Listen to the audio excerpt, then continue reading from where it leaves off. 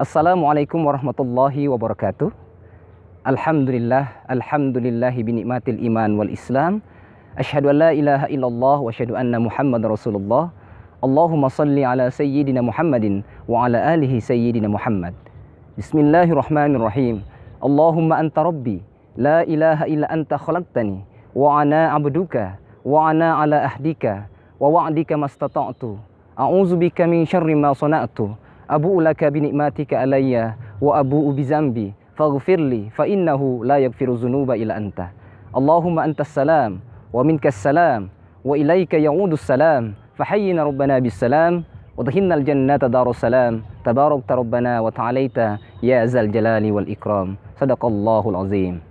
Kaum muslimin dan muslimat yang dirahmati Allah Subhanahu wa taala, pertama-tama selaku hamba Allah, marilah tidak bosan-bosannya kita bermunajah dan bertakarrub kepada Allah Subhanahu wa taala atas segala nikmat yang diberikan kepada kita, baik itu nikmat kesehatan, keafiatan, maupun nikmat yang paling besar yaitu nikmat iman dan nikmat Islam, sehingga pada hari ini kita bisa bersama-sama insyaallah di bulan suci Ramadan, apalagi tidak lama lagi kita memasuki hari raya Idul Fitri yang tentunya kita akan disucikan seperti bayi yang baru lahir lagi. Kaum muslimin dan muslimat yang dirahmati Allah Subhanahu wa taala. Idul Fitri tentunya hari kemenangan. Dalam kondisi Covid-19 di hari-hari ini tentunya berbeda dengan Idul Fitri tahun kemarin. Tetapi nilai Idul Fitri tentunya tidak akan berbeda. Hanya konsep tempat yang berubah. Tetapi konsep nilai-nilai Idul Fitri, nilai-nilai kesucian, nilai-nilai kemenangan bagi umat Islam di Idul Fitri tidak akan berubah. Sama dan tidak akan berubah. Hanya saja sekali lagi akibat wabah ini tentunya konsepnya, tempatnya saja yang berubah. Kaum muslimin dan muslimat yang dirahmati Allah Subhanahu wa taala. Allah Subhanahu wa taala senantiasa akan mensucikan manusia-manusia yang mengerjakan amal soleh, terutama amal yang dekat dengan Allah Subhanahu wa taala.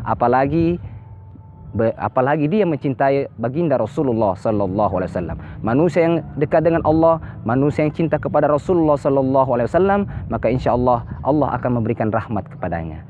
Kaum muslimin dan muslimat yang dirahmati Allah Subhanahu wa taala, ada satu kisah tentang seorang preman yang dimana preman ini mendapatkan nilai yang buruk dari masyarakat. Karena dimana nilai tersebut adalah nilai perjuangan dirinya, tetapi perjuangan yang negatif, di mana dia adalah seorang pembunuh. Ketika itu dikisahkan dia membunuh 99 orang. Dan ketika itu dia mendapatkan hidayah. Dia ingin bertaubat kepada Allah Subhanahu wa taala. Suatu ketika dia bertanya kepada orang alim. Orang alim ini mengatakan, "Wahai seorang preman, wahai seorang pembunuh, apa yang kau ingin tanyakan kepadaku?" Maka preman tadi, pembunuh tadi mengatakan, "Wahai orang alim, apakah saya bisa bertaubat kepada Allah Subhanahu wa taala? Karena saya sudah membunuh 99 orang. Apakah Allah Subhanahu wa taala masih menerima taubat saya? Ampunan saya? Ampunan dari Allah maksudnya." Maka orang alim tadi mengatakan, "Wahai pembunuh, wahai preman, sesungguhnya kau mendapatkan tempat neraka. Karena kau tidak akan diampuni oleh Allah Subhanahu wa taala karena kau sudah banyak membunuh manusia yang tidak berdosa."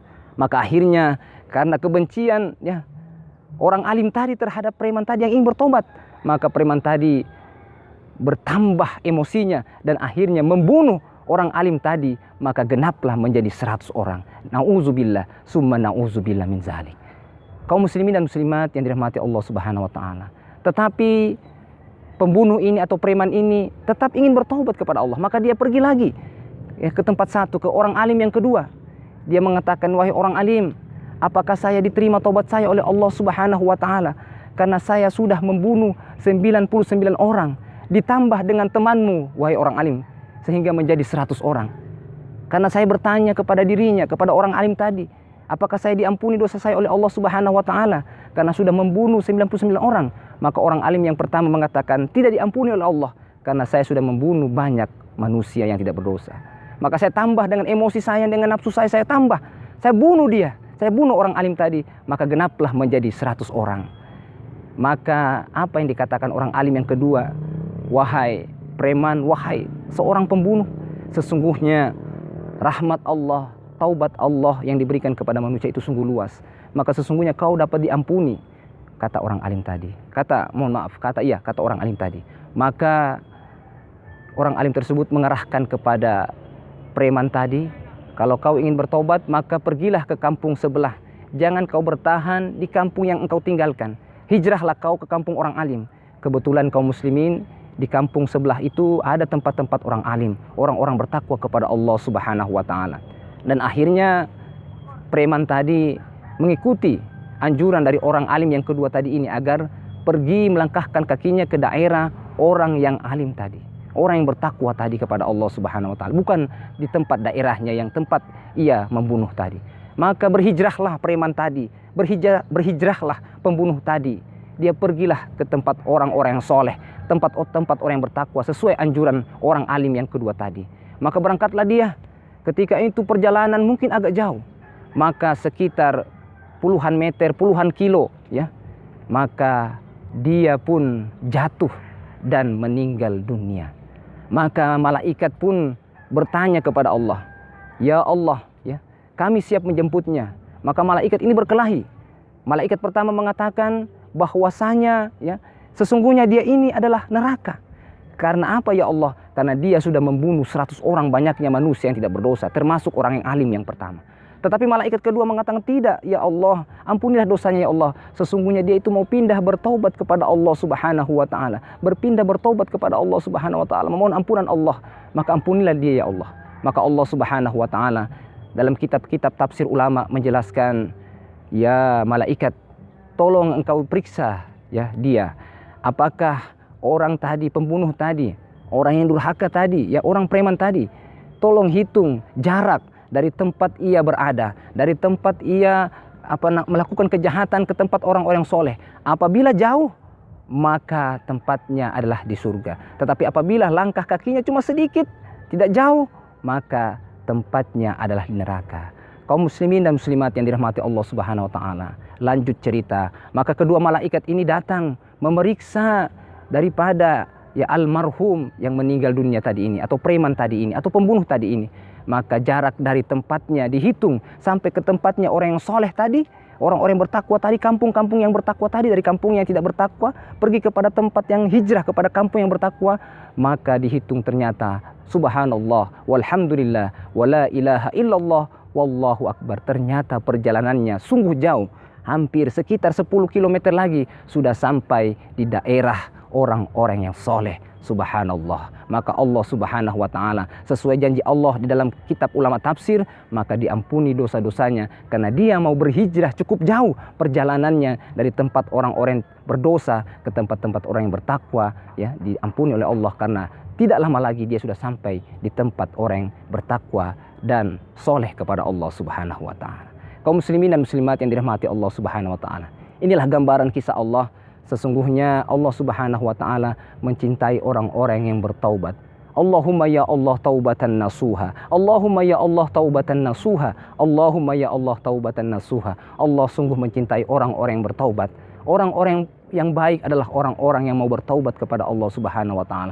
Orang-orang yang berdosa, yang banyak dosanya, ketika ia bertaubat kepada Allah, insya Allah taubatan nasuha, maka Allah Subhanahu wa taala akan memberikan nilai taubat kepada manusia tersebut dan mengampuninya kaum muslimin. Kaum muslimin dan muslimat yang dirahmati Allah Subhanahu wa taala. Hari raya Idul Fitri merupakan momentum dari penyucian hati kita. Kita kembali suci, kita kembali fitrah. Maka dari itulah mari dengan hari raya Idul Fitri insya Allah yang akan datang di tahun 2020 ini, insya Allah kita akan menjadi orang-orang yang bertakwa kepada Allah. Silaturahim tetap terjaga. Walaupun mungkin dibatasi dengan adanya COVID ini, tetapi jangan sampai silaturahim ini terputus. Mungkin kita bisa saling telepon melalui alat-alat canggih, mungkin dengan video call, ya, kita bisa bertelepon, bersosialisasi, komunikasi dengan keluarga kita. Tidak ada batasan, karena sekarang teknologi sudah menjamin kita untuk bersilaturahim. Maka perbanyaklah silaturahim insya Allah di hari raya Idul Fitri ini. Mari kita saling memaafkan. Insya Allah dosa-dosa kita diampuni Allah Subhanahu wa taala di hari raya Idul Fitri nanti, di hari raya kemenangan nanti, dan insya Allah juga penyakit atau wabah COVID-19 ini dicabut oleh Allah Subhanahu wa taala insya Allah di hari raya Idul Fitri nanti. Amin amin ya rabbal alamin.